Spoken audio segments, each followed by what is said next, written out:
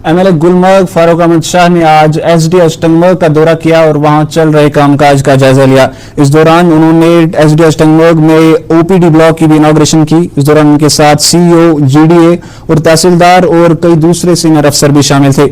इस मौके पर एमएलए गुलमर्ग फारूक अहमद शाह ने अस्पताल में डॉक्टरों को मरीजों को बेहतर से बेहतर इलाज देने की भी हिदायतें दी।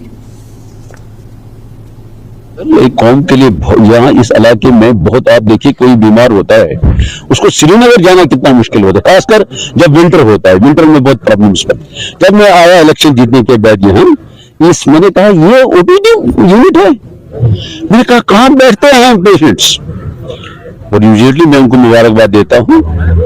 इसमें जो है डॉक्टर्स ने कोशिश की, और यहाँ जो हॉस्टल में मैं कुछ उन्होंने ये भी कर रहे हैं इन patients ward, then theatre and labour room में सेंट्रल हीटिंग कर रहे हैं सीएसआर से। और हमें भी सब कुछ गवर्नमेंट पर नहीं छोड़ना चाहिए, हमें खुद भी जिम्मेदारियां हैं कि इस इलाके में जो भी आप देखिए काफी प्रॉब्लम्स हैं हॉस्टल्स की। लिहाजा मैंने उनको वादा दिया है कि अगले 5 साल में दिस हॉस्पिटल भी one of the best hospitals in our Kashmir valley.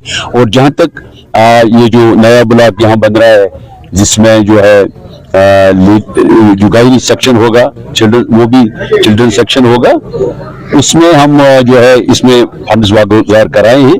और जल्द ही मेरे ख्याल में 22 जुलाई this building will be completed.